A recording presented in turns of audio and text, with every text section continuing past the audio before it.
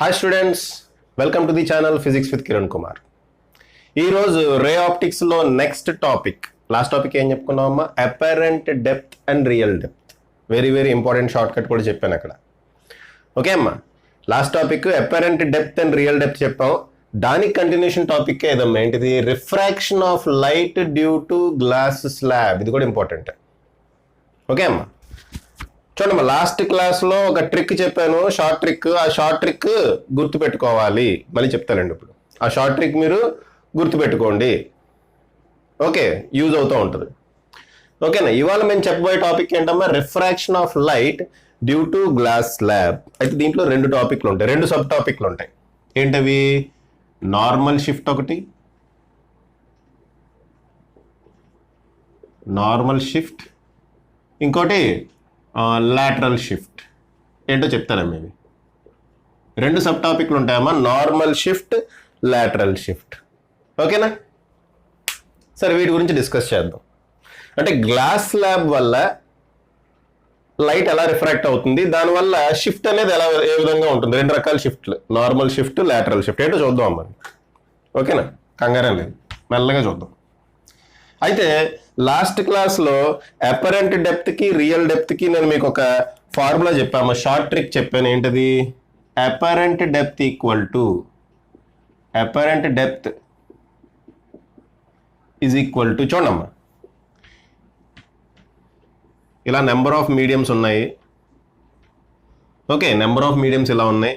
ఒకదాని μ1, ఒకదాని refractive index μ2, ఒకదాని రిఫ్రాక్టివ్ ఇండెక్స్ μ3, ఒకదాని రిఫ్రాక్టివ్ ఇండెక్స్ μ4. ఇదేమో ఎయిర్ అనుకుందాం ఇది. ఓకే, ఇక్కడ ఏదో ఆబ్జెక్ట్ ఉంది. ఓకే, వీటి థిక్నెస్లు ఏమో x1, x2, x3, x4. Last time short cut చెప్పుకున్నామా మనం. అంటే ఇటు నుంచి ఒక అబ్జర్వర్ చూస్తున్నాడు అనుకుందాం, ఇటు నుంచి ఒక అబ్జర్వర్ చూస్తున్నాడు అనుకుందాం. అంతే అమ్మా, ఇదేనా మనం చెప్పుకున్నది? లేదంటే ఇక్కడ పెడదాం ఆబ్జెక్ట్ని ఎగ్జాక్ట్గా ఇక్కడ పెడదాం. ఇక్కడ నుంచి ఒక అబ్జర్వర్ చూస్తున్నాడు అనుకుందాం. వీడు ఎక్స్ అనే డిస్టెన్స్లో ఉన్నాడు అనుకుందాం. ఎక్స్ అనే డిస్టెన్స్లో ఒక అబ్జర్వర్ ఇక్కడి నుంచి చూస్తున్నాడు అనుకుందాం. ఓకేనా? ఇదే కదా మనం చెప్పుకున్నది. మా లాస్ట్ క్లాస్లో చెప్పుకున్న షార్ట్ ట్రిక్ మళ్ళీ ఒకసారి చెప్తున్నా. అయితే వాడికి ఈ ఆబ్జెక్ట్ ఎక్కడ ఉన్నట్టు కనపడుతుంది, అదే అపరెంట్ డెప్త్.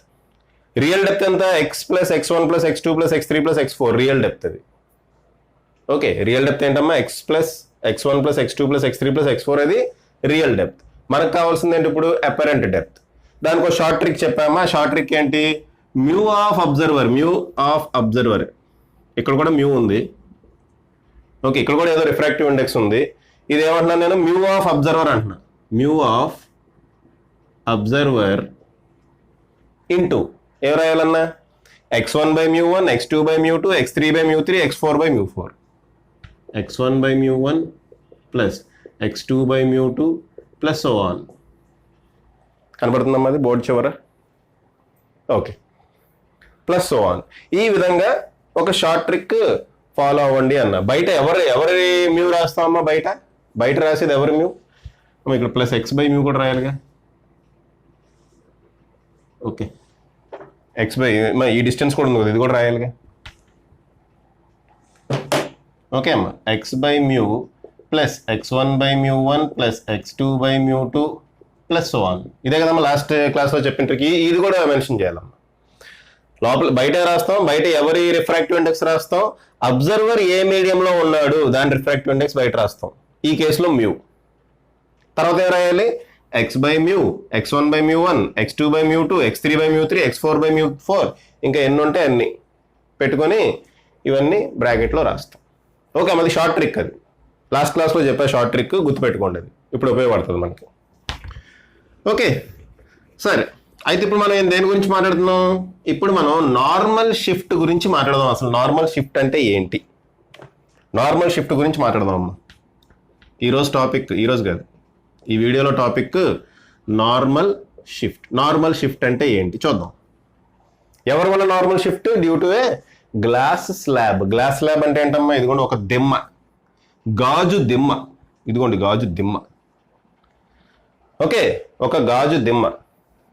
దీని రిఫ్రాక్టివ్ ఇండెక్స్ మనం మ్యూ అనుకుందాం.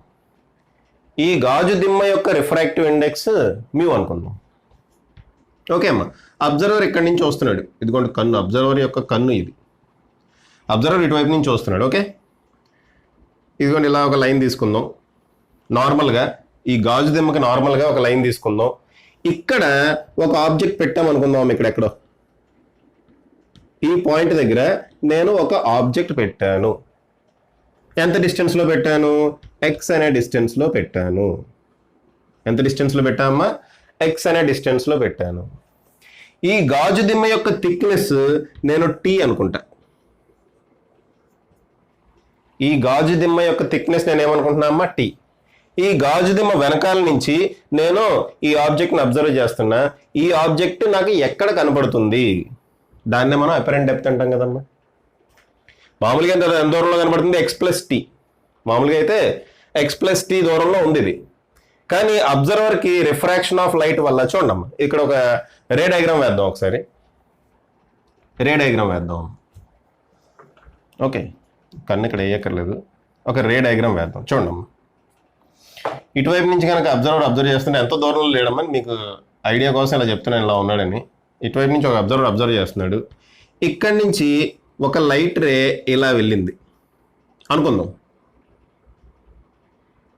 కాన్సెప్ట్ ఎక్స్ప్లెయిన్ చేస్తున్నా చూడండి. ఇక్కడి నుంచి ఒక లైట్ రే ఇలా వెళ్ళింది అనుకుందాం. ఓకే, ఈ లైట్ రే ఇలా వెళ్ళింది. యాక్చువల్గా ఇది ఇలా వెళ్ళాలి, యాక్చువల్గా ఇది ఇలా స్ట్రైట్గా వెళ్ళాలి. కానీ దీని రిఫ్రాక్టివ్ ఇండెక్స్ మీ ఓకే, యాక్చువల్గా అయితే ఇలా స్ట్రైట్గా వెళ్ళిపోవాలమ్మా. కానీ ఇక్కడ మీడియం మారటం వల్ల అది రిఫ్రాక్షన్ చెందుతుంది. రిఫ్రాక్షన్ అంటే ఏంటి? Bending of light ray. అంటే ఈ లైట్ రే బెండ్ అవుతుంది. ఒరిజినల్ పాత్ రే అయితే ఇది ఇలా స్ట్రైట్గా వెళ్ళిపోవాలి ఒరిజినల్గా. కానీ అది లైట్ రే ఏమవుతుందమ్మా? బెండ్ అవుతుంది. ఎటు బెండ్ అవుతుంది? చూడండి, ఇది ఎయిర్, ఇది మీడియం ఎయిర్, ఇదేమో గ్లాస్ స్లాబ్. అంటే రేరర్ మీడియంలోంచి డెన్సర్ మీడియంలోకి లైట్ వెళ్తుంది. కాబట్టి towards the normal light bend అవుతుంది. అంటే ఈ డైరెక్షన్లో బెండ్ అవుతుంది. ఓకే అమ్మా, లైట్ ఏ డైరెక్షన్లో బెండ్ అవుతుంది? టువర్డ్స్ ది నార్మల్ వైపు బెండ్ అవుతుంది. ఓకే, ఇదిగోండమ్మా నార్మల్ వైపుకి ఇలా బెండ్ అవుతుంది. యాక్చువల్గా అయితే ఇలా వెళ్ళిపోవాలి, పైకి వెళ్ళిపోవాలి ఇలాగా. కానీ అది నార్మల్ వైపు బెండ్ అవుతుంది. ఈ యాంగిల్ని యాంగిల్ ఆఫ్ రిఫ్రాక్షన్ ఆర్ అన్నాం. కనబడుతుందమ్మా అది డయాగ్రామ్. ఓకే, ఈ యాంగిల్ ఏమన్నామమ్మా? యాంగిల్ ఆఫ్ రిఫ్రాక్షన్ ఆర్ అన్నాం. ఇప్పుడు ఈ లైట్ రే ఇలా వెళ్ళి ఇదిగోండి సెకండ్ బౌండరీ దగ్గర పడింది. ఫస్ట్ బౌండరీ దగ్గర ఇక్కడ బెండ్ అయింది. నెక్స్ట్ మళ్ళీ లైట్ రే సెకండ్ బౌండరీ దగ్గర పడింది. ఓకేనా? సెకండ్ బౌండరీ దగ్గర పడింది. మళ్ళీ ఇక్కడ నార్మల్ డ్రా చేద్దాం. సెకండ్ బౌండరీ దగ్గర ఎంత యాంగిల్తో పడింది? ఆర్ అనే యాంగిల్ తోటే పడింది.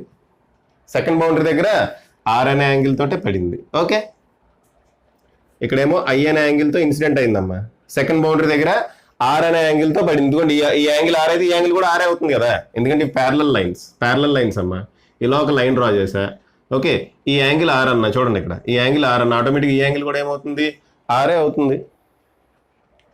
ఇప్పుడు చూడమ్మా, ఇప్పుడు లైట్ రే డెన్సర్ మీడియంలోంచి రేరర్ మీడియంకి వెళ్తుంది.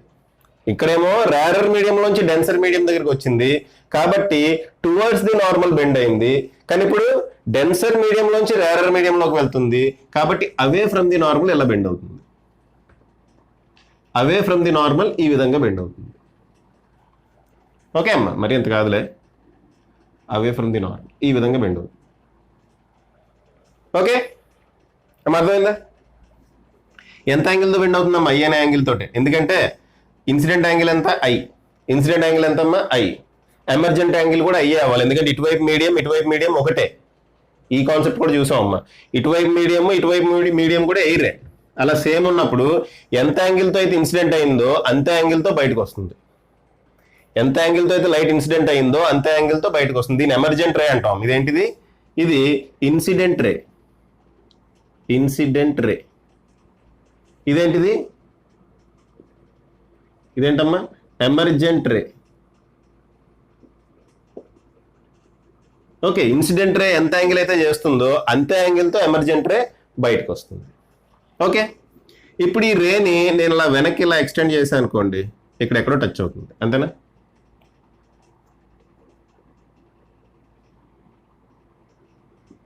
ఓకే, ఈ రేని ఇప్పుడు నేను ఇలా వెనక్కి ఎక్స్టెండ్ చేస్తే ఇక్కడెక్కడో టచ్ అవుతుందమ్మా.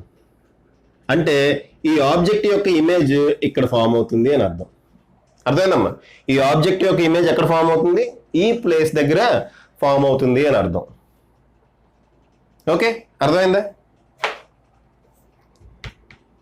ఈ ఆబ్జెక్ట్ యొక్క ఇమేజ్ ఈ ప్లేస్ దగ్గర ఫామ్ అవుతుంది అని అర్థం అమ్మా. ఈ యాక్చువల్ డిస్టెన్స్ ఎంత? ఇది ఎక్స్ అనుకుందాం. ఓకే, ఒరిజినల్గా ఆబ్జెక్ట్ ఇక్కడ ఉండాలి, కానీ ఇమేజ్ ఎక్కడ ఉంది? వీడికి ఎక్కడ కనబడుతుంది? ఇక్కడ ఉన్నట్టు కనబడుతుంది. అర్థమైందమ్మా? ఈ లైట్ రే బెండింగ్ రిఫ్రాక్షన్ వల్ల యాక్చువల్గా ఆబ్జెక్ట్ ఇక్కడ ఉంది, ఇమేజ్ ఎక్కడ ఫామ్ అయింది? ఇదిగోండి ఇక్కడ ఫామ్ అయింది. ఇమేజ్ ఎక్కడ ఫామ్ అయిందమ్మా? ఇటువైపు నుంచి వస్తుంటే ఈ ఆబ్జెక్ట్ ఇక్కడ కాకుండా ఇక్కడ ఉన్నట్టు అనిపిస్తుంది. ఇది ఎంత షిఫ్ట్ అయింది? ఇక్కడి నుంచి ఇక్కడికి ఎంత షిఫ్ట్ అయింది? దాన్నే మనం నార్మల్ షిఫ్ట్ అంటాం అమ్మా. దాన్నే మనం ఏమంటాం? Normal shift. సో రే డయాగ్రామ్ ద్వారా ఎక్స్ప్లెయిన్ చేశా ఏంటనేది. ఓకే అమ్మా, రే డయాగ్రామ్ ద్వారా ఎక్స్ప్లెయిన్ చేసి చూడమ్మా. ఇక్కడి నుంచి ఒక లైట్ రే వెళ్ళింది, రేరర్ మీడియంలోంచి డెన్సర్ మీడియంలోకి వెళ్తుంది కాబట్టి టువర్డ్స్ ది నార్మల్ బెండ్ అవుతుంది. మళ్ళీ ఇదే లైట్ రే ఇక్కడ సెకండ్ బౌండరీ దగ్గర స్ట్రైక్ చేసినప్పుడు ఇది డెన్సర్ మీడియంలోంచి రేరర్ మీడియంకి వెళ్తుంది కాబట్టి away from the line bend అయింది. ఇక్కడ యాంగిల్ అయ్యి కాబట్టి ఆటోమేటిక్ ఇక్కడ యాంగిల్ కూడా అయ్యి అవుతుంది. ఈ లైన్ ఇలా వెనక్కి కనుక ప్రొడ్యూస్ చేస్తే ఇక్కడ ఎక్కడో టచ్ అవుతుంది. అంటే యాక్చువల్గా ఆబ్జెక్ట్ ఇక్కడ ఉన్నట్టు అనిపిస్తుంది అనమాట. ఈ అబ్జర్వర్కి ఆబ్జెక్ట్ ఈ పాయింట్ దగ్గర ఉన్నట్టు అనిపిస్తుంది. ఒరిజినల్ ఆబ్జెక్ట్ ఏమో ఎక్కడ ఉంది, ఇమేజ్ ఏమో ఎక్కడ ఉంది, ఈ రెండింటికి మధ్యలో డిస్టెన్స్ ఎంత? అదే దాన్నే మనం ఏమంటాం? నార్మల్ షిఫ్ట్ అంటాం. ఆ నార్మల్ షిఫ్ట్ మనం క్యాల్కులేట్ చేయాలి. క్యాల్కులేషన్ చేయడానికి ఒక పెద్ద డెరివేషన్ ఉంటుందమ్మా. ఇప్పుడు ఆ డెరివేషన్ మనం చెయ్యం. మన దగ్గర ఒక బ్రహ్మాస్త్రం ఉంది. ఏంటది? Short cut. ఆ షార్ట్ కట్ ఇక్కడ ఇప్పుడు నేను అప్లై చేస్తాను. ఓకే అమ్మా, ఇప్పుడు నేను ఆ షార్ట్ కట్ అప్లై చేస్తాను. ఓకే అమ్మా, ఒకసారి పాజ్ చేసి డయాగ్రామ్ వేసుకుంటే ఎందుకంటే చెరిపేస్తాము ఇప్పుడు ఇది. ఓకే, ఈ డయాగ్రామ్ వేసుకుంటే ఇప్పుడు చెరిపేస్తాము ఇది. ఒకసారి పాజ్ చేసి ఆ డయాగ్రామ్ వేసుకోండి. ఓకే అమ్మా, సరే ఆ డయాగ్రామ్ మొత్తం చెరిపేసి ఇప్పుడు మళ్ళీ ఫ్రెష్గా వేసామమ్మా డయాగ్రామ్. ఇప్పుడు ఆ రే డయాగ్రామ్ అంతా చూపించట్లేదు. చూడమ్మా, ఇది ఒక గ్లాస్ స్లాబ్, దీని థిక్నెస్ టీ. ఇది ఒక గ్లాస్ స్లాబ్, దీని థిక్నెస్ టీ. రిఫ్రాక్టివ్ ఇండెక్స్ ఎంత? మ్యూ. ఇది ఒక గ్లాస్ స్లాబ్, దీని థిక్నెస్ టీ. రిఫ్రాక్టివ్ ఇండెక్స్ ఎంతమ్మా? మ్యూ. బయట ఇటువైపు ఎయిర్, ఇక్కడ ఎయిరే, ఇక్కడ కూడా ఎయిరే. అటువైపు ఏముందమ్మా? ఎయిర్. Okay right. చూడమ్మా, ఆబ్జెక్ట్ ఇక్కడ ఉంది. సో ఈ టోటల్ డిస్టెన్స్ ఏమవుతుంది? ఇక్కడ నుంచి ఇక్కడికి డిస్టెన్స్ ఏమవుతుంది? రియల్ డెప్త్ అవుతుంది. సో రియల్ డెప్త్ రాస్తున్నా. రియల్ డెప్త్ ఈక్వల్ టు చూడమ్మా, ఈ డిస్టెన్స్ ఎంత? T plus x. ఎంత దూరంలో ఉందమ్మా? ఇక్కడ నుంచి ఎక్స్ దూరంలో ఉంది. ఎక్స్ ప్లస్ ఈ థిక్నెస్ ఎంత? టీ. కాబట్టి రియల్ డెప్త్ ఏమవుతుందమ్మా? X plus t. ఓకే, నాకేం కావాలి? ఇది కావాలి, షిఫ్ట్ కావాలి, నార్మల్ షిఫ్ట్. ఇదే కదా నార్మల్ షిఫ్ట్. ఆబ్జెక్ట్ ఇక్కడ ఉంటే ఇక్కడ ఇమేజ్ ఫామ్ అవుతుంది. ఈ నార్మల్ షిఫ్ట్ కావాలి నాకు. ఓకే అమ్మా, ఈ నార్మల్ షిఫ్ట్ అనేది కావాలి. రైట్, సరే నార్మల్ షిఫ్ట్ ఇది కావాలి. సో నార్మల్ షిఫ్ట్ కావాలంటే ఏం లేదమ్మా, ఇదేమో రియల్ డెప్త్, ఇదేమవుతుంది? ఇక్కడి నుంచి ఇక్కడికి రియల్ డెప్త్, ఇక్కడి నుంచి ఇక్కడికి ఇదేమవుతుంది? Apparent depth. అంతేనా? Apparent depth. సో నేను ఏం చేయాలి? రియల్ డెప్త్లోంచి అపరెంట్ డెప్త్ మైనస్ చేసేస్తే నాకు ఈ షిఫ్ట్ వచ్చేస్తుంది కదా, సింపుల్. రియల్ డెప్త్లోంచి అపరెంట్ డెప్త్ నేను మైనస్ చేస్తే వచ్చేస్తుంది కదమ్మా. రియల్ డెప్త్లోంచి అపరెంట్ డెప్త్ కనుక మైనస్ చేస్తే నార్మల్ షిఫ్ట్ వచ్చేస్తుందిగా. ఓకే, అపరెంట్ డెప్త్ కనుక్కోవడానికి నాకు ఒక షార్ట్ కట్ తెలుసు. ఏంటో short cut? Mu observer divided by x1 by t1 plus x1 by μ1 plus x2 by μ2 plus so on. ఇందాక వేసాం కదా. సో ఈ షార్ట్ ట్రిక్ తెలుసు నాకు. ఆ షార్ట్ ట్రిక్ని ఇప్పుడు అప్లై చేస్తా. మ్యూ అబ్జర్వర్ ఎక్కడ ఉన్నాడు? ఎయిర్లో ఉన్నాడు. కాబట్టి మ్యూ అబ్జర్వర్ ఏమవుతుంది? 1 ఇంటూ ఏం చేయాలి? టీ బై మ్యూ, అంతే కదమ్మా. x1 by μ1 అంటే టీ బై మ్యూ ప్లస్ ఇక్కడ కూడా డిస్టెన్స్ చూడండి, ఎక్స్ బై ఇక్కడ రిఫ్రాక్టివ్ ఇండెక్స్ ఎంత? 1. So x by 1. అంతేనా? సో అపరెంట్ డెప్త్ ఏమొచ్చిందమ్మా నాకు? X plus t by mu. Apparent depth ఏమొచ్చింది? X plus t by mu.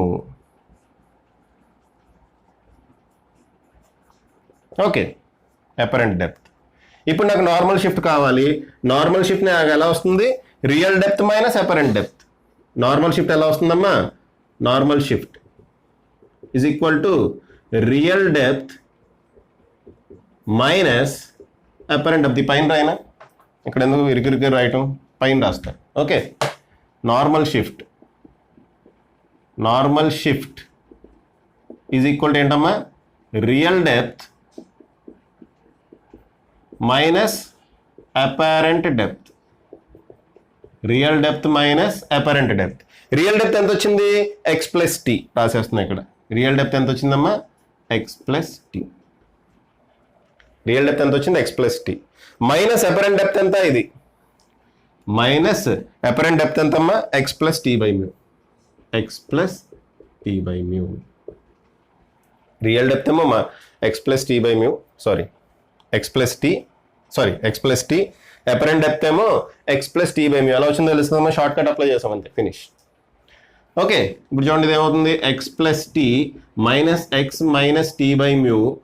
ఏమేమి క్యాన్సిల్ అవుతాయి, ఈ రెండు క్యాన్సిల్ అవుతాయి. ఈ రెండిట్లో టీ కామన్ తీయండి, ఏమైంది, 1 మైనస్ 1 బై మ్యూ. ఇదేంటం, ఇది నార్మల్ షిఫ్ట్. అయిపోయింది, డెరివేషన్ అయిపోయింది, simple. So normal shift equal ఎంత వచ్చిందమ్మా, t into 1 minus 1 by mu. లేదంటే నేను t minus tea by mu కింద ఉంచేయండి అంట. ఈ ఫార్ములాని t minus tea by mu కింద ఉంచేయండి అంటాము. దానివల్ల అడ్వాంటేజ్ ఉంది, ఏంటో చెప్తాను.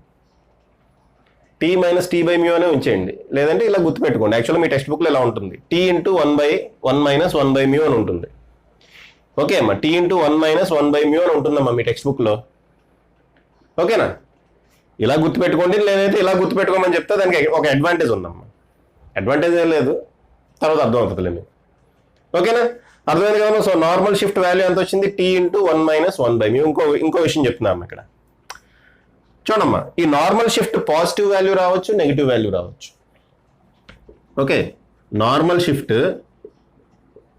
ఏ రావచ్చమ్మా, it can be positive value లేదా నెగిటివ్ వాల్యూ. పాజిటివ్ వాల్యూ వస్తే షిఫ్ట్ అనేది in the direction of incident ray ఉన్నట్టు. ఓకే అమ్మా, shift is in the direction of, మీకు వాల్యూస్ ఇస్తాడమ్మా, వాల్యూస్ ఇచ్చినప్పుడు క్యాలిక్యులేట్ చేస్తారు. ఓకే, షిఫ్ట్ అనేది ఎట్లుంటుంది, it shift is in the direction of incident రే. అలా కాకుండా నెగిటివ్ వాల్యూ వచ్చింది అనుకోండి, shift is in the direction of shift is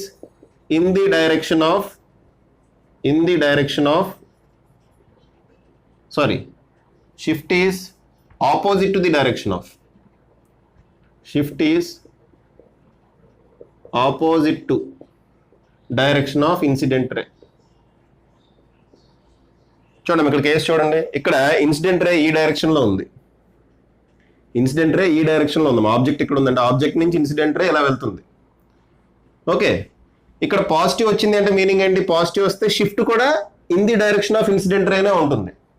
ఇది ఎప్పుడు ఉంటుంది, ఆబ్జెక్ట్ రేరర్ మీడియంలో ఉండి ఇది డెన్సర్ మీడియం అయితే. అలా కాకుండా ఆబ్జెక్ట్ డెన్సర్ మీడియంలో ఉందనుకోండి, అప్పుడు రివర్స్ వస్తుందమ్మా. ఆబ్జెక్ట్ ఇక్కడ ఉంటుంది, ఇమేజ్ ఎక్కడో ఫామ్ అవుతుంది. ఓకేనా, ఆ కన్ఫ్యూజన్ అంతా వద్దు మనకి. ఆ కన్ఫ్యూజన్ వెనకాల ఫామ్ అవుతుందా, ముందు ఫామ్ అవుతుందా, ఆ కన్ఫ్యూజన్ అంతా వద్దు. ఎప్పుడు ఫామ్ అవుతుందమ్మా, చూడండి, ఆబ్జెక్ట్ రేరర్ మీడియంలో ఉండి ఇక్కడ డెన్సర్ మీడియం ఉందనుకోండి, గ్లాస్ స్లాబ్ డెన్సర్ మీడియం అనుకోండి. ఓకే, అప్పుడు మనకి ఫామ్ అయ్యేది ఈ షిఫ్ట్ ఇటు ఉంటుంది, రైట్ సైడ్కి ఉంటుంది. లెఫ్ట్ సైడ్ కూడా షిఫ్ట్ ఉంటుంది. ఎప్పుడు, బయట డెన్సర్ మీడియం అయి ఉండి ఇది రేరర్ మీడియం అయితే. ఫర్ ఎగ్జాంపుల్ ఇక్కడ వాటర్ పెడదాం, ఇక్కడ గ్లాస్ పెడదాం. ఓకే, ఇక్కడ వాటర్ పెడదాం అమ్మా, ఇది వాటర్ అనుకోండి, ఇది గ్లాస్ అనుకోండి, మిగిలిందంతా గ్లాస్ అనుకోండి. అప్పుడు ఈ ఇమేజ్ ఇటు షిఫ్ట్ కాదు, లెఫ్ట్ సైడ్కి షిఫ్ట్ అవుతుంది అనమాట. ఓకే, సో ప్రాబ్లమ్స్ చేసేటప్పుడు మీకు వాల్యూస్ ఇచ్చేస్తాడు, ఈ ఫార్ములా ఉపయోగించి వాల్యూ క్యాలిక్యులేట్ చేస్తారు. ఓకే, అయితే అక్కడే మీకు అర్థమైపోతుందమ్మా. సారీ, మనకు అడ్డంగా ఉన్నది ఏంటి, రేరర్ మీడియమా డెన్సర్ మీడియమా. ఆబ్జెక్ట్ డెన్సర్ మీడియంలో ఉంటే ఇమేజ్ వెనక్కి షిఫ్ట్ అవుతుంది, ఆబ్జెక్ట్ రేరర్ మీడియంలో ఉంటే image towards the slab shift అవుతుంది. అలా మీరు చెప్పగలుగుతారు. ఒకవేళ మీరు చెప్పలేకపోయారు అనుకోండి, ఈ టెక్నిక్ ఉపయోగించండి. ఏంటా టెక్నిక్, నార్మల్ షిఫ్ట్ వాల్యూ కనుక పాజిటివ్ వస్తే చూడండి, ఇన్సిడెంట్ రే ఈ డైరెక్షన్లో ఉంది కాబట్టి షిఫ్ట్ కూడా ఈ డైరెక్షన్లో ఉంది. నార్మల్ షిఫ్ట్ నెగిటివ్ వచ్చింది అనుకోండి, ఇన్సిడెంట్ రే ఈ డైరెక్షన్లో ఉంటే షిఫ్ట్ ఆపోజిట్ డైరెక్షన్లో ఉంటుందమ్మా. షిఫ్ట్ అనేది అంటే ఇమేజ్ వెనక్కి ఫామ్ అవుతుంది అనమాట. ఓకేనా, అర్థం చేసుకోగలరు కదమ్మా. రైట్, సరే పాజ్ చేసుకుని అది రాసుకోండి, పాజ్ చేసి రాసుకోండి అది. నెక్స్ట్ చూడండి అమ్మా, ఇంకా నార్మల్ షిఫ్ట్ దగ్గర ఉన్నాను నేను. నెక్స్ట్ చూడండి, ఈసారి ఒక మీడియం కాదు 2 మీడియంస్ ఉన్నాయనుకోండి. ఈసారి 2 మీడియంస్ ఉన్నాయమ్మా, μ1 μ2. వాటి థిక్నెస్ T1 T2 అనుకుందాం. ఇంకోటి కూడా తీసుకుందాం సరదాగా. తీసుకుందాం, ఏముంది, షార్ట్ కట్ ఉపయోగిస్తాం కదా మనం ఎలాగో షార్ట్ కట్ ఉపయోగిస్తాం కదా. ఇంకో మీడియం కూడా తీసుకుందాం, ఓకేనా. ఇదిగోండి ఇంకో మీడియం. దీని రిఫ్రాక్టివ్ ఇండెక్స్ μ2, థిక్నెస్ ఏమో T2 అనుకుందాం. రిఫ్రాక్టివ్ ఇండెక్స్ μ2, థిక్నెస్ T2 అనుకుందాం. ఇప్పుడు ఇది ఈ ఆబ్జెక్ట్ O అనే ఆబ్జెక్ట్ ఎక్కడి నుంచి ఉందమ్మా, ఇక్కడి నుంచి X అనే దూరంలో ఉంది అనుకుందాం. ఇక్కడ నుంచి X అనే దూరంలో ఉంది. ఇప్పుడు నార్మల్ షిఫ్ట్ కనుక్కోవాలి. ఈ కేసులో నార్మల్ షిఫ్ట్ కనుక్కోవాలి, ఓకేనా. ఈ కేసులో నార్మల్ షిఫ్ట్ కనుక్కుందామా. ఫస్ట్ రియల్ డెప్త్ చెప్పండి అమ్మా. రియల్ డెప్త్ ఎంత? Real depth equal to X plus T1 plus T2 plus T3 కదా, అంతే కదమ్మా. రియల్ డెప్త్ ఎంత? ఈ 3 యాడ్ చేయాలి. So X plus T1 plus T2 plus T3 అంతేనా రియల్ డెప్త్. అయిపోయింది. నెక్స్ట్ అపరెంట్ డెప్త్ కావాలి. బయట ఎయిర్ అనుకుందాం, వేరే మీడియం కూడా ఇవ్వచ్చాం, ప్రాబ్లం లేదు. నెక్స్ట్ ఏం కావాలి మనకి? అపరెంట్ డెప్త్ కావాలి. అపరెంట్ డెప్త్ రండి బాబు, అపరెంట్ డెప్త్ కనుక్కోండి. చాలా ఈజీ. ఏంటమ్మా ఫార్ములా ఏంటి? Mu observer divided by T1 by x1 plus T2 by x2 sorry వేసిందిగా, భూతేసంగా. ఫార్ములా ఏంటమ్మా? x1 by μ1 plus x2 by μ2 plus x3 by μ3 by μ3 plus equal to డింగ్, అంతేనా. రైట్. చెప్పండి, మ్యూ అబ్జర్వర్, మ్యూ ఎక్కడ ఉన్నాడు? ఎయిర్లో ఉన్నాడు కాబట్టి 1. అబ్జర్వర్ ఎక్కడ ఉన్నాడమ్మా? ఎయిర్లో ఉన్నాడు. ఎయిర్ రిఫ్రాక్టివ్ ఇండెక్స్ ఎంత? 1. ఓకే. ఇంకేం మిగిలినాయి? 4 మిగిలినాయి. 1 2 3 4 రాద్దామా. రాయండి. ఏం రాయాలి? T1 by μ1 plus T2 by μ2 plus T3 by μ3 అని రాసి వదిలేయకండి. బయట కూడా ఉంది, బయట కూడా కొంత డిస్టెన్స్ ఉందమ్మా. ఒకవేళ కన్ను కూడా కొంత డిస్టెన్స్లో ఉంటే అది కూడా యాడ్ చేసుకోవాలి మనం. ఈ ఐ కూడా కొంత డిస్టెన్స్లో ఉందనుకోండి, అది కూడా యాడ్ చేసుకోవాలి. ప్లస్ x బై 1 రాసామా. Very good. అయిపోయిందమ్మా. ఇంకేముంది ఇక్కడి నుంచి హల్వా. రైట్. నార్మల్ షిఫ్ట్ ఏంటమ్మా? నార్మల్ షిఫ్ట్ ఈక్వల్ టు ఏంటమ్మా formula? Real depth minus apparent depth. Real depth minus apparent depth, అంతేనా. ఓకే. రియల్ డెప్త్ ఎంత చూడండి? X plus T1 plus T2 plus T3. X plus T1 plus T2 plus T3 minus apparent depth ఎంత? ఇదిగోండి, ఇది 1 consider చేయాలా? అక్కర్లేదుగా. ఎంతమ్మా ఇది? X plus T1 by μ1 plus T2 by μ2 plus T3 by μ3. అయిపోయిందా? చూడమ్మా, వీటిల్లో ఈ plus x minus x cancel అయిపోతాయి, చేసేస్తున్నా. ఇక్కడ ప్లస్ ఎక్స్ ఉంది, ఇక్కడ మైనస్ ఎక్స్ ఉందమ్మా, క్యాన్సిల్ చేస్తే అయిపోయింది. ఇంకేం మిగిలిందమ్మా మనకి? చూడండి, బయట T1 plus T2 plus T3 దీన్ని బ్రాకెట్లో పెడదాం. Minus T1 by μ1 plus T2 by μ2 plus T3 by μ3. Normal shift finish అయిపోయింది. ఓకే, ఎంత ఈజీగా ఉంది చూసారా? ఎందుకు? ఆ షార్ట్ కట్ తెలియడం వల్ల. షార్ట్ కట్ తెలియలేదు అనుకోండి, ఈ డెరివేషన్ చేయడానికి అరగంట పడుతుంది. ఆ షార్ట్ కట్ తెలియకపోతే ఈ పర్టికులర్ డెరివేషన్ చేయడానికి అరగంట పడుతుంది అమ్మా. ఓకేనా? జస్ట్ 2 minutesలో అయిపోయింది మనకి డెరివేషన్. ఓకేనా? So normal shift equal to T1 plus T2 plus T3 minus T1 by μ1 plus T2 by μ2 plus T3 by μ3. ఎంత చక్కగా ఉంది అది ఫార్ములా రాసుకుంటానికి. అలా ఎన్ని మీడియంస్ ఉన్నా మీరు రాసేయచ్చు. ఎన్ని మీడియంస్ అని తీసుకోండి, ఎన్ని మీడియంస్ ఉన్నా మనం హ్యాపీగా రాసుకోవచ్చు యూజింగ్ దిస్ షార్ట్ కట్. ఈ షార్ట్ కట్ తెలియడం వల్ల మనకి ఇవన్నీ అదనమాట. సరే అమ్మా, సో పాజ్ చేసి రాసుకుంటే అయితే ఇంకా ఇక్కడ మిగతా సోదంతా కామనే అమ్మా. నార్మల్ షిఫ్ట్ పాజిటివ్ అయితే ఇమేజ్ ఇట్ ఫామ్ అవుతుంది, నార్మల్ షిఫ్ట్ నెగిటివ్ అయితే ఇమేజ్ ఇట్ ఫామ్ అవుతుంది. ఓకే, ఓకేనా? రాసుకోండి అమ్మా, పాజ్ చేసి రాసుకోండి. సరే, ఒక ఈజీ ప్రాబ్లం చేద్దామమ్మా. ఫస్ట్ చూడండి, ఇక్కడ ఒక స్లాబ్ ఉంది. ఏం స్లాబ్ మనకు తెలియదు, గ్లాస్ స్లాబ్ అనుకోండి. దాని రిఫ్రాక్టివ్ ఇండెక్స్ 1.5, థిక్నెస్ ఏమో 6 centimeters. థిక్నెస్ ఎంతమ్మా? 6 centimeters. ఇటువైపు ఆబ్జెక్ట్ పెట్టాం 10 సెంటీమీటర్స్ దూరంలో, ఇక్కడ నుంచి 10 సెంటీమీటర్స్ దూరంలో ఇటువైపు ఒక ఆబ్జెక్ట్ పెట్టాం, ఇక్కడ నుంచి 10 సెంటీమీటర్స్ దూరంలో ఒక ఆబ్జెక్ట్ పెట్టాం. ఓకేనా? రైట్. చూడండి అమ్మా, చూడండి. ఇప్పుడు నాకు కావాల్సింది ఏంటి? Normal shift. ఇటువైపు నుంచి చూస్తున్నాను, సో నాకు కావాల్సింది ఏంటమ్మా? Normal shift. ఫార్ములా ఏంటి నార్మల్ షిఫ్ట్కి? నేను ఇలా గుర్తుపెట్టుకోమన్నా, T minus T by mu అని. ఎందుకు? ఎక్కువ స్లాబ్స్ ఉన్నాయనుకోండి, అప్పుడు T1 plus T2 plus T3 minus T1 by mu 1 plus T2 by mu 2 plus T3 by mu 3 ఇలా రాసుకోవడానికి ఈజీగా ఉంటుందని చెప్పి ఇలా గుర్తుపెట్టుకోమన్నా. మీ ఇష్టం. T into 1 minus 1 by mu 1 అని గుర్తుపెట్టుకోండి, ఎవరు వద్దన్నారు. So normal shift T minus T by mu. Thickness ఎంతమ్మా? 6 మైనస్ 6 బై మ్యూ అంటే 1.5. ఎన్నిసార్లు పోతుంది? Okay, 2 times. సో 6 మైనస్ 2 ఎంత? 4 సెంటీమీటర్స్. సారీ, ఇది 4 టైమ్స్ అమ్మా, 4 టైమ్స్ పోతుంది. సో 6 మైనస్ 4 ఎంత? 2 సెంటీమీటర్స్. సో ఎంత షిఫ్ట్ అయిందమ్మా? 2 సెంటీమీటర్స్. ఎంత వచ్చింది మనకి? పాజిటివ్ వాల్యూనా నెగిటివ్ వాల్యూనా? పాజిటివ్ వాల్యూ వచ్చింది. పాజిటివ్ వాల్యూ అంటే incident ray, light incident ray direction ఇది, కాబట్టి షిఫ్ట్ కూడా ఇటే ఉంటుంది. ఎంత షిఫ్ట్ అయింది? 2 సెంటీమీటర్స్ షిఫ్ట్ అయింది. క్వశ్చన్ ఎలా అయినా అడగవచ్చు. ఇక్కడ నుంచి డిస్టెన్స్ ఎంత అని అడుగుతాడు. ఇది 10 సెంటీమీటర్స్ కాబట్టి ఇక్కడ నుంచి డిస్టెన్స్ ఇది ఏమవుతుంది? 8 సెంటీమీటర్స్ అవుతుంది. లేదంటే ఇక్కడ నుంచి డిస్టెన్స్ ఎంత అని అడగవచ్చు. క్వశ్చన్ ఏమవుతుంది? 6 ప్లస్ 8 14 సెంటీమీటర్స్ అవుతుంది. ఈ బౌండరీ నుంచి ఎంత, లేదంటే ఈ బౌండరీ నుంచి ఎంత అంటాడమ్మా. ఏమవుతుంది? ఈ బౌండరీ నుంచి అయితే 8 సెంటీమీటర్స్, ఈ బౌండరీ నుంచి అయితే 14 సెంటీమీటర్స్. ఓకేనా? అలా మనం చేస్తాం. షిఫ్ట్ ఎంత అని అడుగుతాడు. షిఫ్ట్ డైరెక్ట్గా షిఫ్ట్ ఎంత అంటే షిఫ్ట్ ఇదమ్మా 2 సెంటీమీటర్స్ అంటే ఇమేజ్ ఇక్కడ ఫామ్ అవుతుంది 2 సెంటీమీటర్స్ డిస్టెన్స్లో. ఓకే, సరే. ఇప్పుడు కొంచెం కాంప్లికేటెడ్ ప్రాబ్లంకి వెళ్దాం. ఓకేనా? సరే, పాజ్ చేసి రాసుకుందామా, కాంప్లికేటెడ్ ప్రాబ్లంకి వెళ్దాం. ఓకే అమ్మా, నెక్స్ట్ క్వశ్చన్ చూడండి. కొంచెం టిపికల్ క్వశ్చన్ చూడమ్మా. ఇది ఒక గ్లాస్ స్లాబ్, దీని రిఫ్రాక్టివ్ ఇండెక్స్ 1.6 అన్నాడు. ఇది ఒక గ్లాస్ స్లాబ్ అమ్మా, రిఫ్రాక్టివ్ ఇండెక్స్ ఎంత? 1.6. దీనికి ఒకవైపు సిల్వర్ కోటింగ్ వేసాం, అంటే ఈ వైపు ఇది మిర్రర్ కింద పనిచేస్తుంది అనమాట. ఇటువైపు ఏం చేసామమ్మా? సిల్వర్ కోటింగ్ వేసాం, అంటే ఇది ఎలా పనిచేస్తుంది? ఇక్కడ మిర్రర్ కింద పనిచేస్తుంది. ఇటువైపు అద్దం కింద పనిచేస్తుందమ్మా, ఎందుకంటే సిల్వర్ కోటింగ్ వేసాం ఒకవైపు. సో సిల్వర్ కోటింగ్ వేసినప్పుడు ఇది ఏమవుతుంది? మిర్రర్ అవుతుంది. క్వశ్చన్ ఏం అడిగాడంటే, ఇది కూడా మా ఆబ్జెక్ట్ ఇక్కడ ఉంది, ఎంత దూరంలో ఉంది? 10 సెంటీమీటర్స్ దూరంలో ఉంది. దీని థిక్నెస్ ఏమో 8 సెంటీమీటర్స్, మీవేమో 1.6. ఆబ్జెక్ట్ ఎంత దూరంలో ఉంది? 10 సెంటీమీటర్స్ దూరంలో ఉంది ఆబ్జెక్ట్. ఓకే, 10 సెంటీమీటర్స్ దూరంలో ఆబ్జెక్ట్ ఉంది. Okay, very good. అయితే ఈ ఆబ్జెక్ట్ యొక్క ఇమేజ్ ఈ మిర్రర్ వెనకాల ఇక్కడ ఎక్కడో ఫామ్ అవుతుంది కదమ్మా. ఈ డిస్టెన్స్ ఎంత అని అడిగాడు. ఈ ఎండ్ నుంచి ఈ డిస్టెన్స్ ఎంత అని అడిగాడమ్మా. అది మనం కనుక్కోవాల్సింది అది.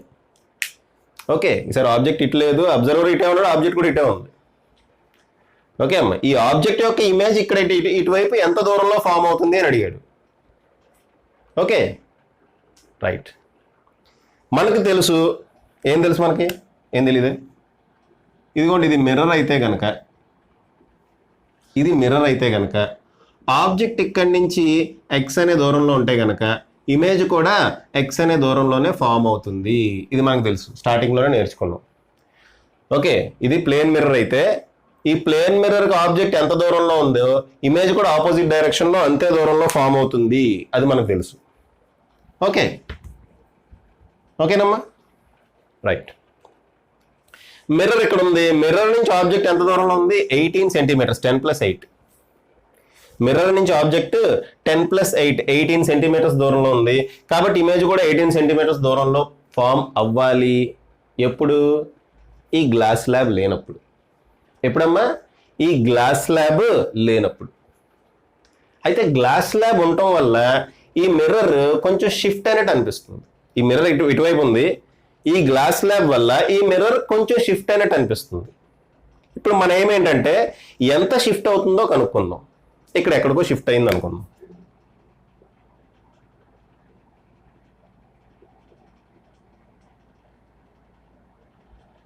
ఈ మిర్రర్ కొంచెం షిఫ్ట్ అయినట్టు, అబ్జర్వర్ ఇక్కడ ఉన్నాడు అనుకోండి, ఈ మిర్రర్ కొంచెం షిఫ్ట్ అయినట్టు అనిపిస్తుందమ్మా. ఎంత షిఫ్ట్ అయ్యింది అది మనకు కావాలి. ఎంత షిఫ్ట్ అయ్యింది, ఈ మిర్రర్ ఎంత షిఫ్ట్ అయ్యింది అది మనకు కావాలి. ఓకే, ఆ మిర్రర్ ఎంత షిఫ్ట్ అయ్యింది, ఎంత షిఫ్ట్ అయినట్టు అనిపిస్తుంది అది తెలిసింది అనుకోండి, ఈ డిస్టెన్స్ ఎంత అవుతుందో ఈ డిస్టెన్స్ కూడా అంతే అవుతుంది. ఫినిష్, ఇంకొచ్చేసినట్టే కదా మనకి. అంతే అమ్మా. ఏం లేదు, మామూలుగా అయితే ఇది ఎంత డిస్టెన్స్ అంతే డిస్టెన్స్లో ఇమేజ్ ఫామ్ అవ్వాలి ఎప్పుడు ఈ గ్లాస్ ల్యాబ్ లేనప్పుడు. కానీ ఈ గ్లాస్ ల్యాబ్ ఉండటం వల్ల మిర్రర్ కొంచెం ముందుకు షిఫ్ట్ అయినట్టు అనిపిస్తుంది. ఎంత షిఫ్ట్ అవుతుంది అది కనుక్కోగలిగితే మనకి మిగిలినంత హల్వా, లడ్డు లాంటి క్వశ్చన్ అనమాట. ఓకేనా, జస్ట్ ఈ ఒక్క కాన్సెప్ట్ మనకు ఐడియా వస్తే చాలు. ఇది షిఫ్ట్ ఎంత అయింది ఏం కనుక్కోవాలి మనం, నార్మల్ షిఫ్ట్ కనుక్కోవాలి. నార్మల్ షిఫ్ట్ ఫార్ములా ఏంటి, T minus tea by mu ఒకటే ఉంది కాబట్టి ఇక్కడ ఒకటే ఉందమ్మా, T minus tea by mu. Thickness ఎంత 8 మైనస్ టీ బై మ్యూ అంటే 8/1.6. ఓకే, 8 ఇది ఎన్ని టైమ్స్, 80/16. 80/16 అంటే 5 టైమ్స్ అమ్మా, అంతే కదా. 8/1.6 అంటే 5. సో 8 - 5 ఎంత, 3 సెంటీమీటర్స్. ఏమొచ్చింది, పాజిటివ్ వాల్యూ వచ్చింది. మనం ఆల్రెడీ పాజిటివ్ వాల్యూ వస్తుందని తీసుకున్నాం. 3 సెంటీమీటర్స్ అమ్మా అంటే ఇటువైపు షిఫ్ట్ అవుతుంది, అంతే కదా. పాజిటివ్ వాల్యూ వచ్చిందంటే ఇటు షిఫ్ట్ అవుతుంది, అంతేనా. ఇప్పుడు మిర్రర్ నుంచి చూసుకోవాలి. మిర్రర్ మనకి ఆబ్జెక్ట్ ఏంటి, ఇప్పుడు మిర్రర్ ఇటువైపు అబ్జర్వర్ ఉన్నాడు, ఆబ్జెక్ట్ ఏంటి మిర్రర్. ఇప్పుడు ఓకే, మిర్రర్ నుంచి లైట్ రైట్ వస్తుంది అంటే లైట్ రే డైరెక్షన్లో ఇది 3 సెంటీమీటర్స్ షిఫ్ట్ అవుతుంది. 3 సెంటీమీటర్స్ షిఫ్ట్ అయింది కాబట్టి ఇక్కడి నుంచి ఇక్కడికి డిస్టెన్స్ ఎంత, ఇప్పుడు చెప్పండి అమ్మా, ఇక్కడి నుంచి ఇక్కడ డిస్టెన్స్ ఎంత, 10 ప్లస్ ఇదంతా 5 సెంటీమీటర్స్, అంతే కదా. టోటల్ 8 సెంటీమీటర్స్ అమ్మా, దాంట్లో 3 సెంటీమీటర్స్. సో ఈ డిస్టెన్స్ ఎంత అవుతుంది, టోటల్ 15 సెంటీమీటర్స్. ఇది 10 + 5 15 సెంటీమీటర్స్. సో 15 సెంటీమీటర్స్ దూరంలో ఈ ఇమాజినరీ మిర్రర్ ఉంది కాబట్టి 15 సెంటీమీటర్స్ దూరంలోనే ఇమేజ్ ఫామ్ అవ్వాలి. సో ఈ డిస్టెన్స్ కూడా ఏమవుతుంది, 15 సెంటీమీటర్స్ అవుతుంది. 15 సెంటీమీటర్స్ ఇదంతా 3 సెంటీమీటర్స్, అది తీసేస్తే మనకి 12 సెంటీమీటర్స్. సో ఈ సర్ఫేస్ నుంచి 12 సెంటీమీటర్స్ డిస్టెన్స్లో ఇమేజ్ ఫామ్ అవుతుంది. అర్థమైందమ్మా, మళ్ళీ ఒకసారి చెప్పమంటారా, మళ్ళీ ఒకసారి చెప్పనా. చూడమ్మా, ఇది ఒక గ్లాస్ ల్యాబ్. ఈ గ్లాస్ ల్యాబ్కి ఒకవైపు సిల్వర్ మిర్రర్ కోటింగ్ వేసాము కాబట్టి ఒకవైపు అద్దం కింద మారిపోయింది. అయితే మనల్ని ఏమడిగాడంటే ఈ ఆబ్జెక్ట్ ఒక ఇమేజ్ ఇటువైపు ఎక్కడ ఫామ్ అవుతుంది అని అడిగాడు.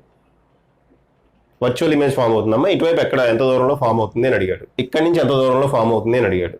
మనం ఏం చేస్తాం, మామూలుగా అయితే ఈ డిస్టెన్స్ ఎంత అయితే అంతే డిస్టెన్స్లో ఇక్కడ ఎక్కడో ఫామ్ అవ్వాలి. కానీ ఇక్కడ గ్లాస్ ల్యాబ్ ఉంది. ఈ గ్లాస్ ల్యాబ్ ఉండటం వల్ల ఈ మిర్రర్ కొంచెం ముందుకు షిఫ్ట్ అయినట్టు ఉంటుంది. దాన్నే నార్మల్ షిఫ్ట్ అంటాం. ఆ నార్మల్ షిఫ్ట్ క్యాలిక్యులేట్ చేసాం, T minus tea by mu. అమ్మ ఫార్ములా ఇలా కూడా రాయొచ్చు, టీ ఇంటూ 1 - 1/μ రాయొచ్చు. ఓకే, నేను ఇలా గుర్తుపెట్టుకుంటా, t minus tea by mu. Calculate చేసి ఎంత వచ్చింది, 3 సెంటీమీటర్స్. అంటే 3 సెంటీమీటర్స్ షిఫ్ట్ అయింది. ఇప్పుడు అర్థం ఇక్కడ ఉన్నట్టు కదా, ఇక్కడ ఉన్నట్టు మిర్రర్ ఇక్కడ ఉన్నట్టు కదా, ఇక్కడ ఉన్నట్టు. సో ఈ డిస్టెన్స్ ఎంత, ఇది 10, ఇదేమో 5 సెంటీమీటర్స్. ఎలా వచ్చింది 5, ఇది 8, ఆల్రెడీ 3 తగ్గింది కాబట్టి ఇది 5 అవుతుంది. సో 10 + 5 15 సెంటీమీటర్స్ డిస్టెన్స్లో ఆబ్జెక్ట్ ఉంది కాబట్టి ప్లేన్ మిర్రర్ 15 సెంటీమీటర్స్ డిస్టెన్స్లోనే ఇమేజ్ ఫామ్ చేస్తుంది. సో ఈ టోటల్ డిస్టెన్స్ ఏమవుతుందమ్మా, 15 సెంటీమీటర్స్. అయితే నాకు ఇక్కడి నుంచి డిస్టెన్స్ కావాలి. సో 15 నుంచి 3 తీస్తా కాబట్టి ఈ డిస్టెన్స్ ఏమైంది, 12 సెంటీమీటర్స్. సో 12 సెంటీమీటర్స్ డిస్టెన్స్ వెనకాల ఇమేజ్ ఫామ్ అయింది. పాజ్ చేసి రాసుకోండి. ఇటువంటి క్వశ్చనే ఇంకొంచెం వెరైటీగా అడుగుతాయి. అమ్మా. ఓకే, పాజ్ చేసి రాసుకోండి. నెక్స్ట్ క్వశ్చన్ చూడమ్మా. ఇది ఒక గ్లాస్ ల్యాబ్. దీనికి 6 సెంటీమీటర్స్ థిక్నెస్ ఉంది. ఆబ్జెక్ట్ ఏమో ఇటువైపు నుంచి 28 సెంటీమీటర్స్ దూరంలో ఆబ్జెక్ట్ పెట్టాను.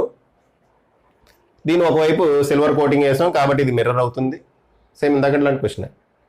అయితే ఇమేజ్ డిస్టెన్స్ ఇచ్చేసాడు ఈసారి. ఇటువైపు నుంచి 30 సెంటీమీటర్స్ దూరంలో ఇమేజ్ ఫామ్ అవుతుందట. 30 సెంటీమీటర్స్ దూరంలో. ఓకే అమ్మా, ఇటువైపు నుంచి 30 సెంటీమీటర్స్ దూరంలో ఇమేజ్ ఫామ్ అవుతుందట. అయితే మ్యూ వాల్యూ ఎంత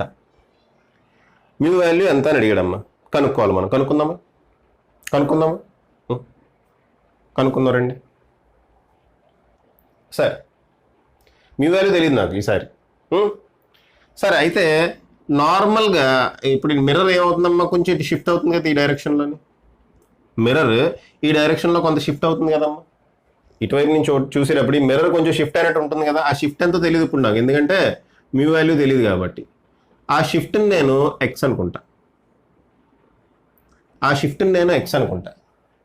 ఇప్పుడు ఆబ్జెక్ట్ నుంచి ఈ మిర్రర్కి distance that should be equal to ఈ డిస్టెన్స్ కదా.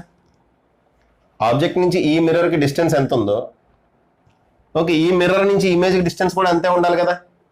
అదే కదా లాజిక్. ప్లేన్ మిర్రర్ ఇటు ఆబ్జెక్ట్ ఎంత దూరంలో ఉందో మిర్రర్ కూడా అంతే దూరంలో ఉండాలి కదమ్మా. ఇది ఇమాజినరీ మిర్రర్ అనమాట. ఇది ఇక్కడ నుంచి ఇక్కడ షిఫ్ట్ అయింది మిర్రర్. ఓకే, మిర్రర్ యొక్క ఇమేజ్ ఇటు షిఫ్ట్ అయింది గ్లాస్ స్లాబ్ వల్ల. సో ఈ డిస్టెన్స్ ఎంత ఉందో ఈ డిస్టెన్స్ కూడా అంతే ఉండాలి కదమ్మా. ఓకేనా? సో ఈ డిస్టెన్స్ ఎంత చూడండి, ఇది ఎక్స్ కాబట్టి ఇది ఏమవుతుంది 6 - x అంతేనా. సో టోటల్ డిస్టెన్స్ ఏమవుతుందమ్మా 28 + 6 - x. అది దేనికి ఈక్వల్ అవ్వాలి, ఈ డిస్టెన్స్కి ఈక్వల్ అవ్వాలి. ఈ డిస్టెన్స్ ఎంత 30 + x. 30 + x. దీని నుంచి x వాల్యూ వస్తుందమ్మా, వస్తుందేమో కదా. ఇది 34 - 30 ఇటు తీసుకొద్దాం. ఈ x -x అటు తీసుకెళ్తే +x అవుతుంది. So x + x 2x. So 4 = 2x. దీని నుంచి x = ఎంత 2. సో షిఫ్ట్ ఎంతమ్మా 2 సెంటీమీటర్స్. ఈ షిఫ్ట్ ఎంత వచ్చింది 2 సెంటీమీటర్స్. నార్మల్ షిఫ్ట్కి ఫార్ములా ఏంటి t - నార్మల్ షిఫ్ట్ ఫార్ములా ఏంటి. నార్మల్ షిఫ్ట్ ఇప్పుడు మనకి ఎంత వచ్చిందమ్మా, నార్మల్ షిఫ్ట్ ఫార్ములా ఏంటి చెప్పండి. t - t/μ ఒకటే ఉంది కాబట్టి. ఓకే, నార్మల్ షిఫ్ట్ ఎంత వచ్చింది ఇప్పుడు 2 సెంటీమీటర్స్. ఇదే కదా normal shift. So 2 centimetres equal to t - t/μ అంటే t అంటే 6 - 6/μ. మ్యూ అంటే నాకు తెలియదు. ఓకే, మ్యూ ఎంతో నాకు తెలియదమ్మా. ఓకే, ఇది తీసుకొద్దాం. 6/μ = 6 - 2 అంతేనా. 6 - 2 అంటే 4. ఎక్కడైనా అయిపోయిందమ్మా, ఇక్కడి నుంచి వస్తుంది. 6/μ = 4 వచ్చింది. సో μ = 6/4 అంటే 1.5 అయిపోయింది. రిఫ్రాక్టివ్ ఇండెక్స్ ఎంతమ్మా 1.5 అయిపోయింది. రివర్స్లో అడిగాను ఈసారి ఇమేజ్ డిస్టెన్స్ ఇచ్చి మ్యూ అడిగాను అంతే. అర్థమైంది కదమ్మా. సో పాజ్ చేసి రాసుకోండమ్మా. అది నెక్స్ట్ క్వశ్చన్ చూడండి అమ్మా. ఇది కొంచెం టిపికల్ క్వశ్చన్. నార్మల్ షిఫ్ట్ అవి అప్లై చేయాల్సిన పని లేదు ఇక్కడ, బట్ కొంచెం టిపికల్ క్వశ్చన్. మంచి క్వశ్చన్ అమ్మ ఇది. ఇది గతంలో ఐఐటీలో అడిగాడు ఈ క్వశ్చన్, అందుకని చెప్తున్నా. మంచి క్వశ్చన్ ఇది. ఓకే, రిఫ్రాక్షన్కి సంబంధించిన క్వశ్చనే, చాలా మంచి క్వశ్చన్. చూడండి క్వశ్చన్ ఏంటంటే, ఇదిగోండమ్మా, ఇది ఒక బీకర్ గ్లాస్ అనమాట. ఇది ఒక గ్లాస్. ఈ గ్లాస్ హైట్ ఎంత అంటే 3h. గ్లాస్ రేడియస్ ఏమో h. రేడియస్ అంటే ఇది అమ్మా. ఇదేంటి స్క్వేర్లో ఉంది రేడియస్ అంటున్నారేంటి అనుకోవద్దు. ఇదిగోండి, దీన్ని ఇలా తిప్పితే ఇదనమాట ఈ రేడియస్. ఈ రేడియస్ ఎంత అంటున్నాడమ్మా h అంటున్నాడు. అంతే కదమ్మా, దీంట్లో సగమే ఉంటుంది కదా రేడియస్ h అంటే. ఓకేనా.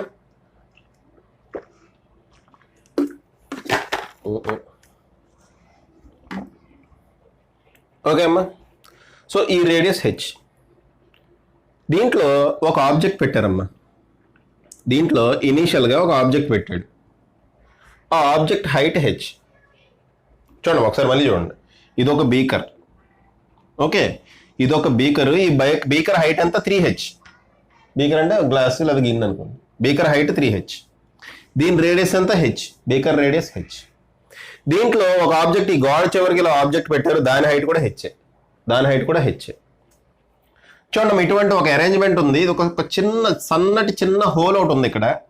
ఆ హోల్లోంచి ఒక మనిషి, ఒక కన్ను, ఇది ఐ, ఇది ఒక మనిషి చూస్తుంటే వాడికి ఈ ఆబ్జెక్ట్ యొక్క హెడ్ కనబడుతుంది. ఏం కనబడుతుందమ్మా, ఆబ్జెక్ట్ యొక్క హెడ్ కనబడుతుంది. జాగ్రత్త చూడమ్మా, ఆబ్జెక్ట్ యొక్క హెడ్ కనబడుతుంది. ఓకే, ఇప్పుడు క్వశ్చన్ ఏంటో చూడండి. క్వశ్చన్ చూడండి అమ్మా. ఇప్పుడు ఈ బీకర్ని, ఇప్పుడు బీకర్లో ఏమి లేదమ్మా, జస్ట్ ఈ ఆబ్జెక్ట్ ఒకటే ఉంది. అప్పుడు ఇలా చూస్తుంటే, డైరెక్ట్గా చూస్తుంటే ఈ హెడ్ కనబడుతుంది, ఈ ఆబ్జెక్ట్ యొక్క హెడ్.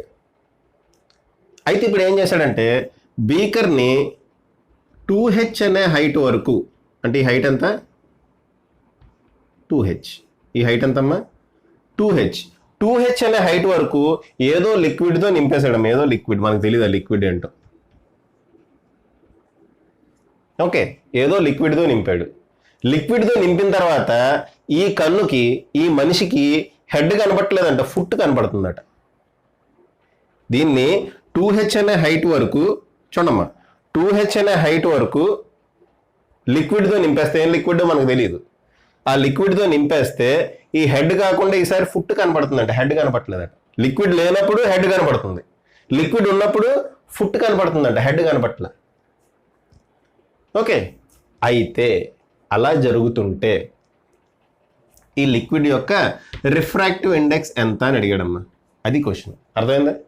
లిక్విడ్ యొక్క రిఫ్రాక్టివ్ ఇండెక్స్ ఎంత అని అడిగాడు. ఫస్ట్ లిక్విడ్ ఏమీ లేదు, లిక్విడ్ ఏం లేకుండా చూస్తుంటే కరెక్ట్గా హెడ్ కనబడుతుంది, ఈ బాడీ యొక్క ఈ ఆబ్జెక్ట్ యొక్క హెడ్ కనబడుతుంది. ఓకే, లిక్విడ్ నింపిన తర్వాత ఏం కనబడుతుంది? ఫుట్ కనబడుతుంది. అది క్వశ్చన్. అర్థమైందమ్మా? క్వశ్చన్ అర్థమైంది కదా? రైట్. ఇప్పుడు చేద్దాం. మనం రిఫ్రాక్టివ్ ఇండెక్స్ కనుక్కోవాలి. రిఫ్రాక్టివ్ ఇండెక్స్ ఆఫ్ లిక్విడ్ కనుక్కోవాలమ్మా. కనుక్కుందామా? ఓకే, చూడమ్మా. సో లిక్విడ్తో నింపేశాను. లిక్విడ్తో నింపడం వల్ల ఫుట్ కనపడుతుంది. దాని మీనింగ్ ఏంటి చూడండి. ఈ లైట్ రే, ఇదొక లైట్ రే. ఈ లైట్ రే ఫర్ ఎగ్జాంపుల్ ఇక్కడ యాంగిల్ ఆఫ్ ఇన్సిడెన్స్ అయ్యి అనుకుందాం. రిఫ్రాక్ట్ అయిన తర్వాత ఈ డైరెక్షన్లో వచ్చింది అని అర్థం, అంతేనా?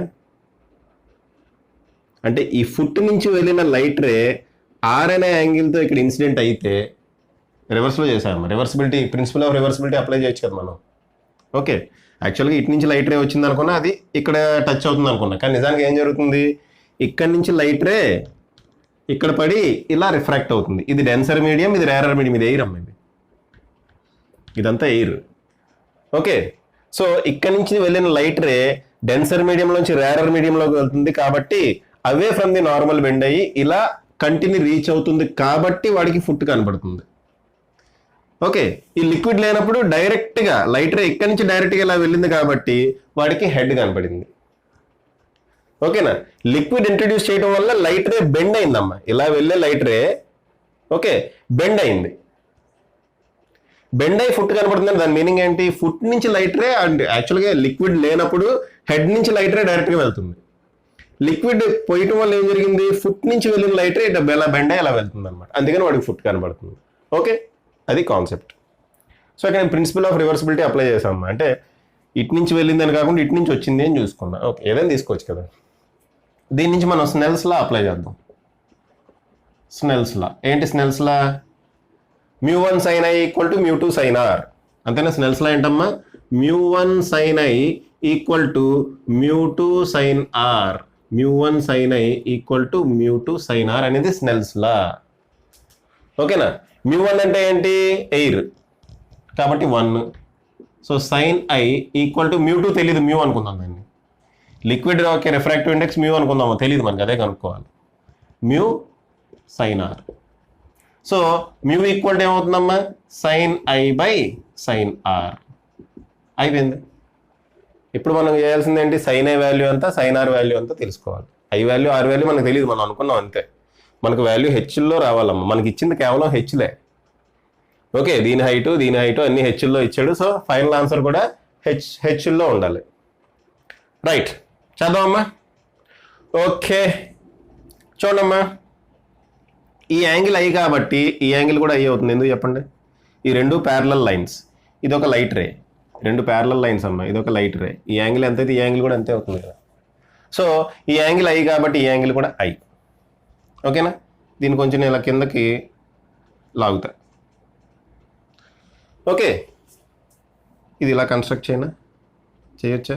చూద్దాం. ఇప్పుడు మనం ఏం చేయాలి? నేను చూడమ్మా, నేను ఇలా ఒక ట్రయాంగిల్ కన్స్ట్రక్ట్ చేస్తున్నా. వీడికి పేర్లు ఇద్దాం. మనం పేర్లు ఇద్దాం. ఎలా ఇద్దాం? ఇది ఏ అనుకుందాం, ఇది బి అనుకుందాం, ఇది సి అనుకుందాం.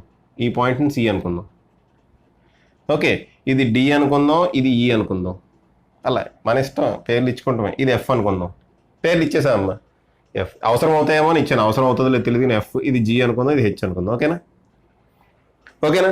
ఇప్పుడు ట్రయాంగిల్ ఏబిసి చూడండి అమ్మా. ట్రయాంగిల్ ఏబిసి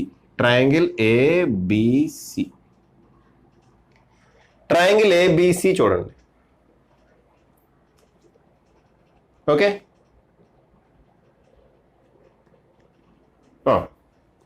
చూడమ్మా. ఈ యాంగిల్ ఐ కాబట్టి ఈ యాంగిల్ కూడా ఐ అవుతుంది కదా.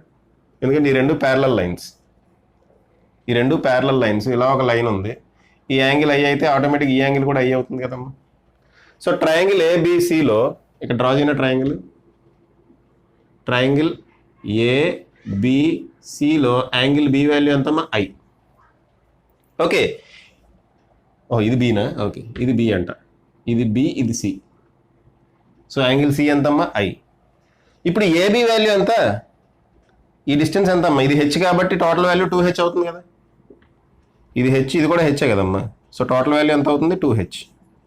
సో ఏబీ వాల్యూ అంతా 2h. ఓకే, బాగానే ఉంది. సిబి వాల్యూ ఎంత? సిబి వాల్యూ చూడమ్మా, ఇక్కడ నుంచి ఇక్కడ హెచ్ కాబట్టి సిబి అంటే ఇదే కదా హైట్, ఈ హైటే కదమ్మా. టోటల్ హైట్ అంతా 3h, దాంట్లోంచి హెచ్ తీసేయండి, ఏమవుతుంది? అది కూడా 2h. ఓహో సూపర్, అంతేనా? దీని నుంచి tan i వాల్యూ ఎంత అవుతుంది? దీని నుంచి tan i value opposite side by adjacent side 2h/2h equal to 1 అంటే i ఈక్వల్ టు ఎంతమ్మా? 45 degrees. i వాల్యూ వచ్చేసింది 45 degrees. ఓకే, ఇంకా r వాల్యూ కావాలి. ఓకే అమ్మా, i వాల్యూ వచ్చేసింది, ఇంకా మనకి ఏం కావాలి? r వాల్యూ కావాలి. r వాల్యూ ఎలా రాబడతాం అది చూడండి. r వాల్యూ ఎలా రాబడతాం చూడండి అమ్మా. ఎలా రాబడదాం? ఓకే, అదిగోండి r ఇక్కడ ఉందమ్మా, r ఇక్కడ ఉంది. దీని నుంచి sin r వాల్యూ ఏమవుతుంది? Opposite side by adjacent side, అంతేనా? Sorry, opposite side by hypotenuse. Okay, ఈ డిస్టెన్స్ మనకు తెలుసు హెచ్ అని. చూడమ్మా, ఏమో ఇది ఇలా లావుగా వేసా కానీ యాక్చువల్గా లావుగా లేదు, సన్నగా ఉంది. ఓకే, ఇక్కడ లావుగా వేసాను నేను, యాక్చువల్గా లావుగా లేదమ్మా, ఇది ఎలా ఉంది? సన్నగా ఉంది. అంటే ఇది యాక్చువల్గా ఇక్కడ టచ్ అవుతుందమ్మా. ఓకేనా? అలా డ్రా చేద్దాం. ఓకే, ఇది యాక్చువల్ లావుగా వేసా కానీ నిజానికి లావుగా లేదు, ఎలా ఉందమ్మా? సన్నగా ఉంది. ఓకే, సో ఇప్పుడు మనం ట్రయాంగిల్ డి, ఇక్కడ పేరు ఇవ్వాలా? ఎన్ అని ఇద్దాం. ట్రయాంగిల్ డిఎన్, ఇక్కడ కూడా పేరు ఇవ్వాలిగా, ఎం అని ఇద్దాం. ఓకే, ట్రయాంగిల్ డిఎన్ఎం చూడండి, ట్రయాంగిల్ డిఎన్ఎం. దీంట్లో సైన్ ఆర్ వాల్యూ రాబడతాం, ఎందుకంటే నాకు సైన్ ఆర్ వాల్యూ కావాలి. సైన్ ఆర్ ఈక్వల్ టు ఎంత? ట్రయాంగిల్ డిఎన్ఎం మొత్తం జామెట్రీ అమ్మ. ట్రయాంగిల్ డిఎన్ఎంలో సైన్ ఆర్ వాల్యూ అంతా opposite side by hypotenuse. Opposite side అంతా DM, opposite side DM by hypotenuse ఎంతమ్మా? హైపోటెన్యూస్ ఎంత? Hypotenuse DN. ఓకే, చూడమ్మా, ఇప్పుడు గుడ్డిగా డిఎం ఈక్వల్ టు హెచ్ అని వేసేయకండి. హెచ్ అవుతుంది కానీ వేసేయకండి. ఇది ఎగ్జాక్ట్గా సెంటర్లో టచ్ అవుతుందని నేను మీకు చెప్పలేదు. ఇంకా ఇది ఎగ్జాక్ట్గా సెంటర్లో టచ్ అవుతుందని చెప్పలేదమ్మా. అయితే ఇక్కడ ఉంది చూసారా ఈ ట్రయాంగిల్ ఎన్సీజీ ఉంది చూసారా, దాని నుంచి ఈ వాల్యూ హెచ్ అవుతుంది. ఎలాగో చెప్పండి. ఐ వాల్యూ ఎంతమ్మా?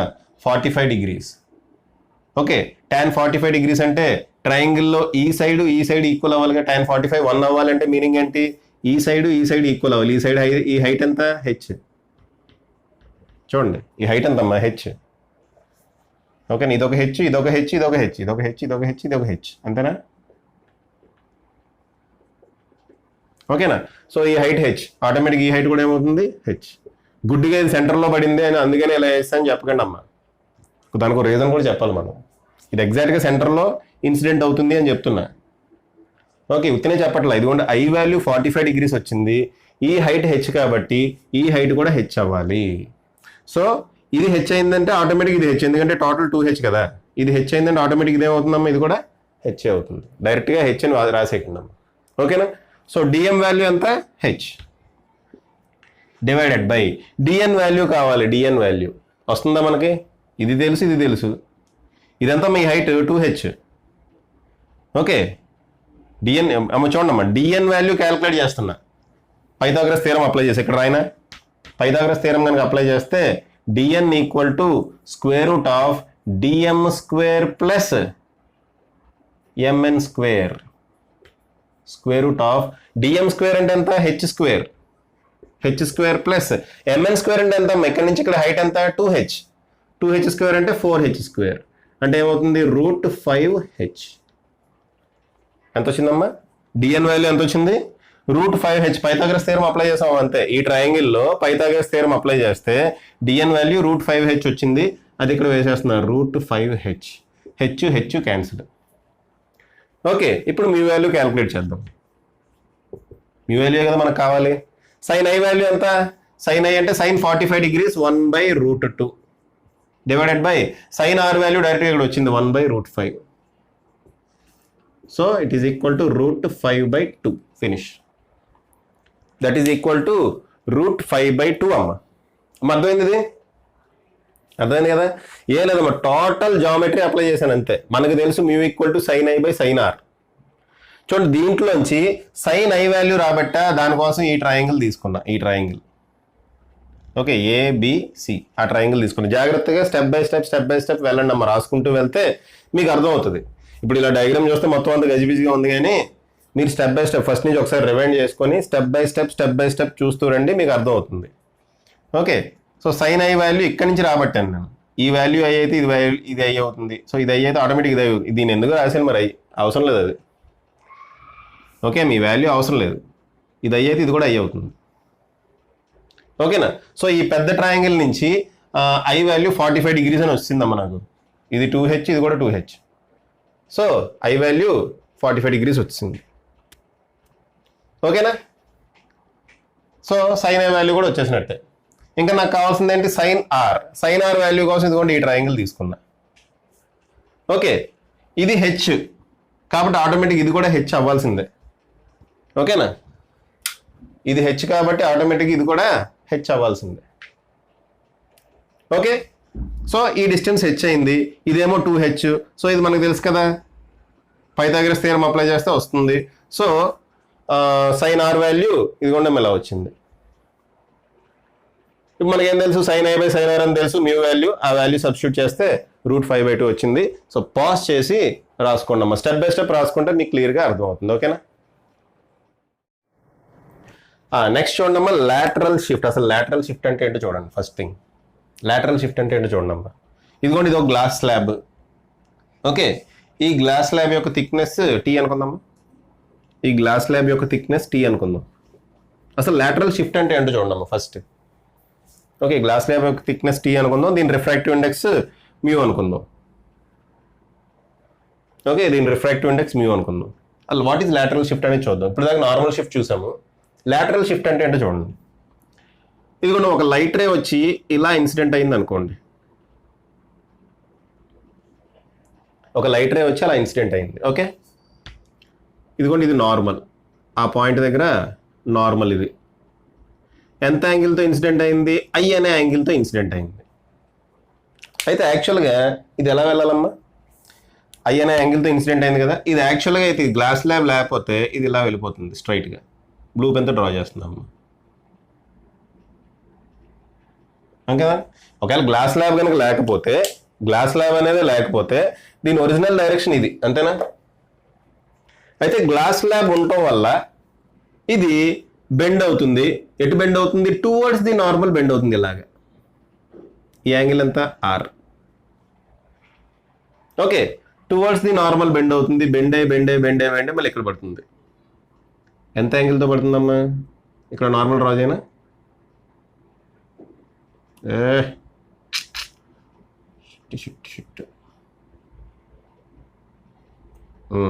డిస్టికల్తో చూడకండి.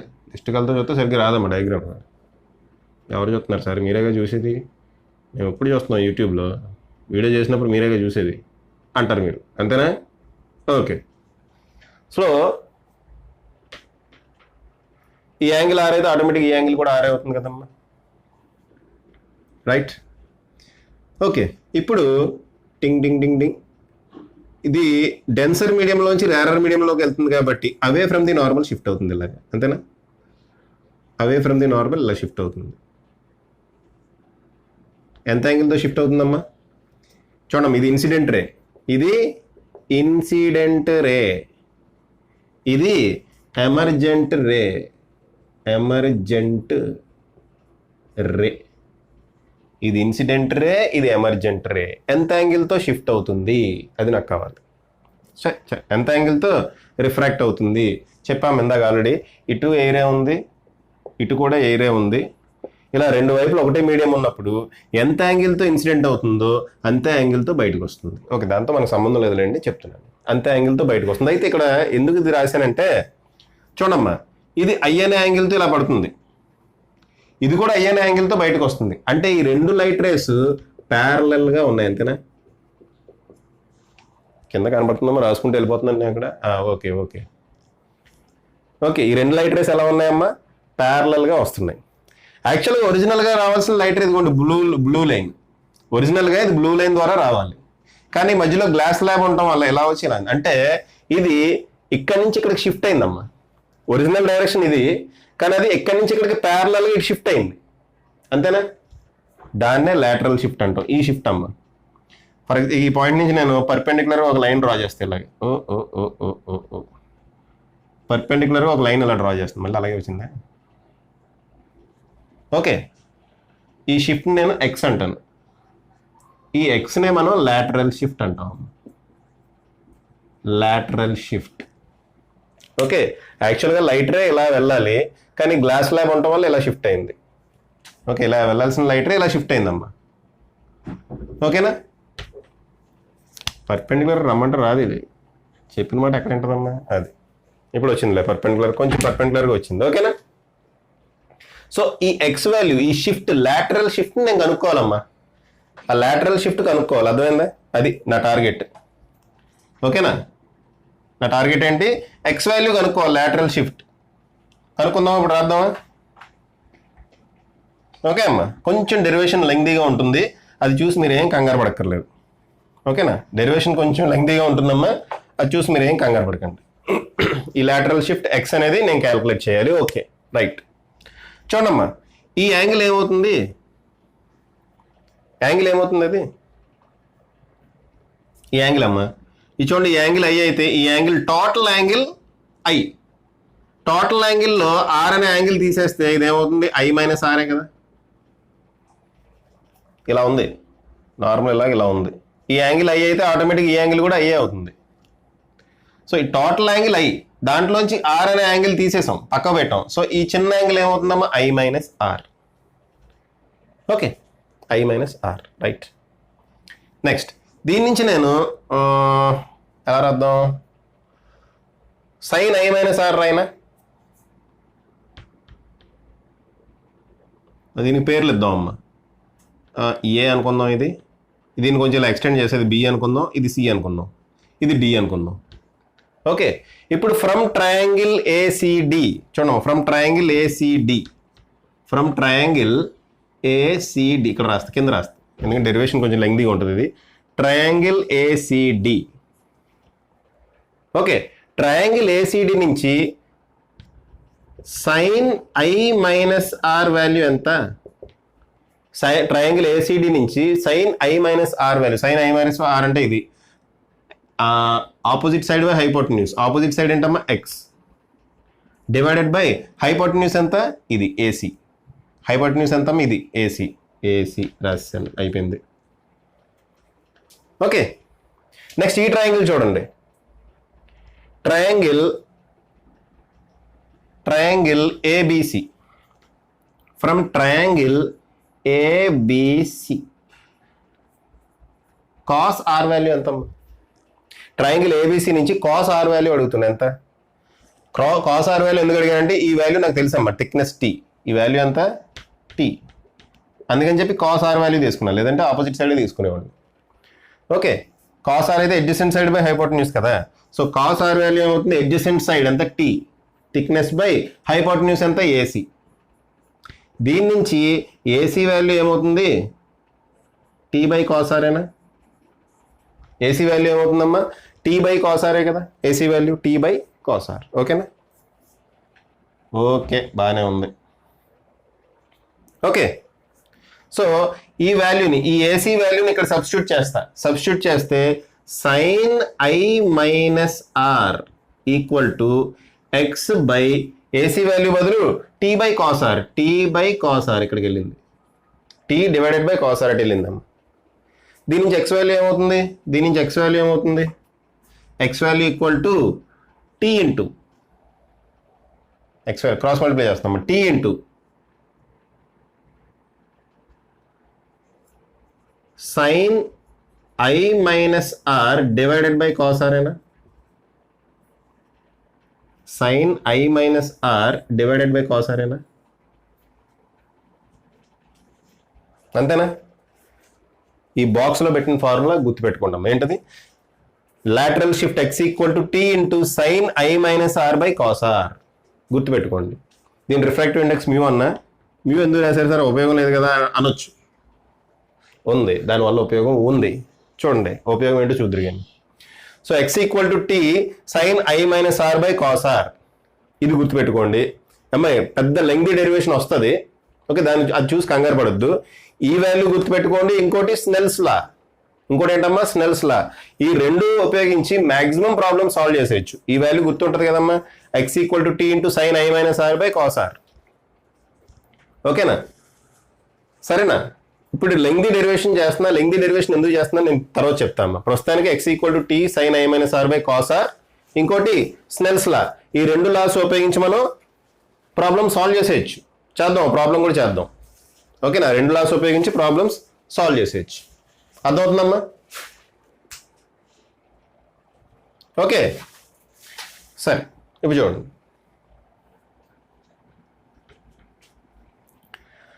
ఏమొచ్చిందమ్మా ఎక్స్. అప్పుడు నేను నా ఎయిమ్ ఏంటంటే ఆర్ని ఎలిమినేట్ చేస్తాను. ఆర్ని ఎలిమినేట్ చేసి నాకు తెలిసినవి ఏంటంటే ఐ వాల్యూ మ్యూ వాల్యూ తెలుసు, థిక్నెస్ తెలుసు. ఓకే, నాకు ఇనీషియల్గా ఇచ్చినప్పుడు ఇన్సిడెంట్ యాంగిల్ ఐ ఎంతో తెలుసు. ఓకే, ఈ రిఫ్రాక్టివ్ ఇండెక్స్ మ్యూ వాల్యూ తెలుసు, టీ వాల్యూ తెలుసు. కాబట్టి నాకు ఫైనల్గా ఇదే ఉండేటట్టు చూసుకుంటాను నేను. అంటే ఆర్ వాల్యూని ఎలిమినేట్ చేస్తున్నా. ఓకే, ఆర్ వాల్యూని ఎలిమినేట్ చేయడానికి ట్రై చేస్తున్నా. అదే నేను చేసేదమ్మా. సరే చేద్దాం అప్పుడు. So first sine I minus R అంటే ఏంటమ్మా? సైన్ ఐ మైనస్ ఆర్ అంటే sine I cos R minus cos I sine R ఏనా? అంతేనా? అంతే కదా. డివైడెడ్ బై ఏముంది ఇక్కడ? కాస్ ఆర్ ఉంది. Divided by cos R, divided by cos R, divided by cos R. Cos R cancel. Okay, ఏం మిగిలింది? Sine I minus R by cos R value ఏమొచ్చిందమ్మా ఇప్పుడు? Sine I minus R by cos R value ఏమొచ్చింది ఇక్కడ? ఇది sine I కదా. Okay, sine I మిగిలింది minus cos I tan R మిగిలింది. ఇంకా ఆర్ ఉండిపోయిందమ్మా, ఇంకా ఆర్ ఉండిపోయింది. దాన్ని ఎలిమినేట్ చేద్దామా? ఓకే, ఇంకా ఆర్ ఉండిపోయింది. దాన్ని ఏదో రకంగా ఎలిమినేట్ చేద్దాం. ఎలా ఎలిమినేట్ చేద్దాం? ఓ పని చేద్దాం, ఇలా కాదు, ట్యాన్ ఆర్ కింద మార్చొద్దు. ఓ పని చేద్దాం. ఏం చేద్దాం అంటే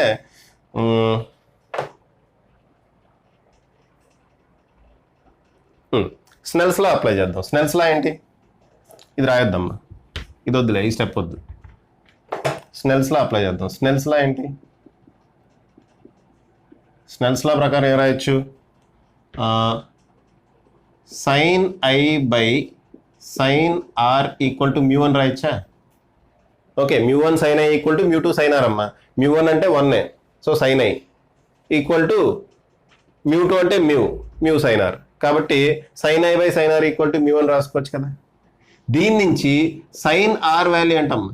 సైన్ ఆర్ వాల్యూ రాసుకోవచ్చు, సైన్ ఐ బై మ్యూ అని రాసుకోవచ్చు. Sine I by mu. Sine R equal to ఏం రాయొచ్చమ్మా? సైన్ ఐ బై మ్యూ అని రాయొచ్చా? సైన్ ఆర్ అటు తీసుకెళ్ళా. దీని నుంచి కాస్ ఆర్ వాల్యూ రాయొచ్చు. Cos R equal to square root of 1 minus sine square ఆరే కదా. ట్రిగ్నోమెట్రీ మీకు తెలుసు కదా, మళ్ళీ చెప్పాలి, అది అవసరం లేదుగా. సో కాస్ ఆర్ బదులు ఏం రాయొచ్చమ్మా? 1 మైనస్ సైన్ స్క్వేర్ ఆర్ అంటే ఇది sign square I by mu square. Sign square I by mu square రాసుకోవచ్చు కదా, రాయొచ్చు కదమ్మా. సో ఇప్పుడు నాకు అన్ని వాల్యూస్ వచ్చేసినాయి. దీంట్లో సైన్ ఐ వాల్యూ అలాగే ఉంచుతాను, కాస్ ఐ వాల్యూ కూడా అలాగే ఉంచుతా. సైన్ ఆర్ బదులు ఈ వాల్యూ పెడతా, ఎందుకంటే ఆర్ని ఎలిమినేట్ చేయాలనుకుంటున్నా. కాస్ ఆర్ బదులు ఈ వాల్యూ పెడతా. ఫినిష్ అయిపోయింది. ఓకే అమ్మా, రాసేస్తున్నా final formula. X equal to final formula రాస్తున్నాము చూడండి. X equal to tea into sine I minus R by cos R. దీని బదులు ఈ వాల్యూ సబ్స్టిట్యూట్ చేయాలి. సో సైన్ ఐ అలాగే రాశాను, మైనస్ కాస్ ఐ కూడా అలాగే రాశాను. Sine R by cos R. Sine R అంటే sine I by mu. Sine I by mu. Cos R అంటే దీన్ని ఎలా రాసుకోవచ్చు అమ్మ? దీన్ని కొంచెం సింప్లిఫై చేస్తే square root of mu square minus sine square I. కనపడుతుందా చివరా? రాసేస్తున్నాను. ఓహో కనపడట్లేదు, కొంచెం తిప్పుతాం ఇది. రైట్, ఇప్పుడు కనపడుతుంది. రాసుకుంటూ వెళ్ళిపోతున్నా కానీ కనపడట్లేదు. ఓకేనా, చెప్పాలి కదమ్మా, వీడియోలోంచి అలా చెప్తానంటారు మీరు, అంతేనా? సరే, mu square minus sine square I by mu square వస్తుంది, అంతేనా? ఓకే, ఈ మ్యూ స్క్వేర్ కనుక స్క్వేర్ రూట్ నుంచి బయటికి తీసుకొచ్చామనుకోండి, ఏం మిగులుతుంది? ఇక్కడ మ్యూ మిగులుతుంది. ఏదో చేసేస్తున్నాం అనుకోండి, ఏదో చేసేస్తున్నాం అనుకోకండి, అది మీరు సాల్వ్ చేయండి, అదే వస్తుంది. సో ఏమొస్తున్నాం ఇక్కడ? Mu square minus sine square I, ఇక్కడ స్క్వేర్ రూట్ వస్తుంది. స్క్వేర్ రూట్ వేయలేదు కదా, ఇక్కడ వేద్దాం. ఇప్పుడు వేద్దాం స్క్వేర్ రూట్. స్క్వేర్ రూట్ వేయలేదు కదమ్మా. Square root of mu square minus sine square I by mu వస్తుంది. Okay, mu cancel. ఓకే అమ్మా, మ్యూ క్యాన్సిల్ అయింది. ఇంకా సైన్ ఐ కామన్ తీసేద్దాం. ఈ రెండాట్లో సైన్ ఐ కామన్ ఉంది కదా, సైన్ ఐ కామన్ తీసేద్దాం. తీసేస్తే X equal to T sine I into 1 minus cos I by square root of mu square minus sine square I. అమ్మా, ఎంత ఫార్ములా వచ్చిందిరా నాయన. T sine I equal T sine I into 1 minus cos I by square root of mu square minus sine square I. ఇంత పెద్ద value వచ్చింది sir, ఇది ఎలా నేను గుర్తుపెట్టుకుంటారంటే గారు, గుర్తు పెట్టుకోవద్దు, ఇది గుర్తుపెట్టుకోండి, స్నెల్స్లా గుర్తుపెట్టుకోండి. ఓకే, ఇది గుర్తుపెట్టుకోండి, స్నెల్స్లా. ఇది ఎందుకు చెప్పాను అంటే చూడమ్మా, చూడండి, మీకు యాక్చువల్గా రిఫ్రాక్టివ్ ఇండెక్స్ ఇచ్చేసి, ఓకే, రిఫ్రాక్టివ్ ఇండెక్స్ ఇచ్చేసి, థిక్నెస్ ఇచ్చేసి, యాంగిల్ ఆఫ్ ఇన్సిడెన్స్ కూడా ఇచ్చేసాడు అనుకోండి, ఈ రెండు ఫార్ములాస్ సరిపోతాయి. ఓకేనా? మీ క్వశ్చన్లో రిఫ్రాక్టివ్ ఇండెక్స్ ఇచ్చి, ఇది మ్యూ వాల్యూ ఇచ్చి, థిక్నెస్ టీ ఇచ్చి, ఓకే, థిక్నెస్ టీ ఇచ్చి, ఐ వాల్యూ కూడా ఇచ్చేసాడు అనుకోండి, ఈ 3 వాల్యూస్ ఇచ్చాడు అనుకోండి, ఈ రెండు ఫార్ములాస్ వేయండి, ప్రశాంతంగా ఉంటుంది. ఏది స్నెల్స్లా వేయండి, ఇది కూడా వేయండి, అయిపోయింది. అలా కాకుండా, ఓకే, అలా కాకుండా మీకు మ్యూ వాల్యూ ఇవ్వలేదమ్మా, మ్యూ వాల్యూ ఇవ్వలేదు, ఐ వాల్యూ టీ వాల్యూ ఇచ్చాడు అనుకుందాం. ఓకే, మ్యూ వాల్యూ ఇవ్వలే, ఐ వాల్యూ ఇచ్చాడు, టీ వాల్యూ ఇచ్చాడు, ఈ లాటరల్ షిఫ్ట్ ఎంత ఉందో ఇచ్చాడు. మ్యూ వాల్యూ కనుక్కోమన్నాడు. ఎలా కనుక్కుంటారు? తిప్పి మళ్ళీ ఇదే ఫార్ములాకి రావాలి. ఏమి ఇచ్చాడు అంటున్నా అమ్మా? I value, T value, X value ఇచ్చాడు అనుకోండి, మ్యూ వాల్యూ ఇవ్వలేదు, మ్యూ కనుక్కోమన్నాడు. ఇంత లాటరల్ షిఫ్ట్ అయింది, మ్యూ ఎంతో కనుక్కోండి అన్నాడు. అప్పుడు ఈ ఫార్ములా ఉపయోగించాలి. అప్పుడు కూడా ఈ 2 ఫార్ములాస్ తోటి పని అవుతుంది, కానీ ఫైనల్గా మళ్ళీ ఈ ఫార్ములాకే వస్తారు మీరు. అప్పుడు కూడా ఈ 2 ఫార్ములాస్తో పని అయిపోద్దమ్మా, కానీ ఫైనల్గా మీరు ఈ ఫార్ములాకే వస్తారు. అందుకని నేను చెప్పాను, ఇది గుర్తుపెట్టుకోవాల్సిన అవసరం లేదు, అప్పటికప్పుడు డిరైవ్ చేసుకోండి. ఓకే, అప్పటి వరకు డిరైవ్ చేసుకోగలరు కదా, అడిచిన వాల్యూస్ బట్టి. ఇదంతా వేయకుండానే ఇక్కడే వచ్చేయచ్చు, ఇదంతా చేయకుండానే మధ్యలోనే వచ్చేయచ్చు. ఓకే, అలా కనుక ప్రాబ్లం ఇస్తే. ఓకే అమ్మా, సరే పాజ్ చేసి రాసుకోండి. చాలా చూడమ్మా, ఇంకా లాస్ట్ ఇది ఈ ప్రాబ్లం చేసి ఇంకా ఆపేద్దాం. ఓకేనా, ఈ ప్రాబ్లం చేసి ఆపేద్దాం. ఒకసారి చూడండి అమ్మా, లాటరల్ షిఫ్ట్ కనుక్కోమన్నాడు. దీని థిక్నెస్ 4 సెంటీమీటర్స్ అని ఇచ్చాడు, రిఫ్రాక్టివ్ ఇండెక్స్ √3 అని ఇచ్చాడు, యాంగిల్ ఆఫ్ ఇన్సిడెన్స్ ఐ ఇచ్చాడు. ఐ ఈక్వల్ టు 60 degrees అన్నాడమ్మా. మ్యూ ఈక్వల్ టు √3 అన్నాడు. Thickness T equal to 4 centimetres అన్నాడు. ఎక్స్ ఈక్వల్ టు ఎంత అని అడిగాడు. దానికి మీరు పెద్ద ఫార్ములా ఉంది కదా, అది ఎలాగో వాడికి మర్చిపోయి ఉంటారు, అది గుర్తుపెట్టుకోవద్దు. ఏం గుర్తుపెట్టుకోమన్నా? X equal to tea into sine I minus are divided by cos R. Okay అమ్మ, ఈ ఫార్ములా అయితే గుర్తుండి ఉంటుంది కదా, ఇది సింపుల్ ఫార్ములా. ఇంకోటి ఏం ఉపయోగించమన్నా? స్నెల్స్లా. ఓకే, స్నెల్స్లా ఎందుకు ఉపయోగించాలి? ఆర్ వాల్యూ కావాలమ్మ మనకి. ఐ వాల్యూ వాడు ఇచ్చేసాడు, ఆర్ వాల్యూ మనకు తెలియదు. ఆ ఆర్ వాల్యూ కోసం స్నెల్స్లా అప్లై చేస్తాం. ఇక్కడ అప్లై చేయను స్నెల్స్లా. ఆ పెద్ద ఫార్ములా గుర్తుపెట్టుకోవడం వల్ల ఉపయోగం లేదా? ఉపయోగం లేదంటే ఉపయోగం ఉంది. అయితే గుర్తుపెట్టుకోకపోయినా పర్వాలేదు, ఈ రెండిటితో స్టోరీ నడిపించవచ్చు. అది గుర్తుందనుకోండి, డైరెక్ట్గా దాంట్లో ఈ వాల్యూస్ వేసి రాబట్టవచ్చు, కానీ అది క్యాల్కులేషన్ కొంచెం కష్టం అవుతుంది, ఇదే ఈజీ అవుతుంది. సో స్నెల్స్లా ఏంటమ్మా? μ1 sin i equal to μ2 sin r. Okay, μ1 అంటే 1 ఎక్కర్లేదు, సైన్ ఐ కదా, సైన్ ఐ అంటే sine 60 degrees equal to μ2 sin r. μ2 అంటే ఎంతమ్మా? μ2 కూడా ఇచ్చాడు value √3 sin r. Okay, sine 60 degrees అంటే √3/2 equal to √3 sin r. √3 cancel అంటే sin r ఈక్వల్ టు 1/2 అంటే r equal to 30 degrees. Super. r equal to 30 degrees వచ్చింది. దీంట్లో పడేయండి అది.